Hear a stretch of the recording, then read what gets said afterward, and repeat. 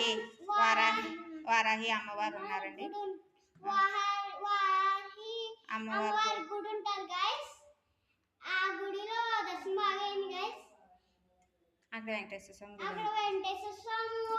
గుడి ఉందండి. గుడి ఉంది గైస్. అక్కడ ఆ వీడియో పెట్టామండి. గైస్. ఆ వీడియో కనుక నచ్చితే లైక్ చేయండి, సబ్స్క్రైబ్ చేయండి, కామెంట్ చేయండి, షేర్ చేయండి ప్లీజ్.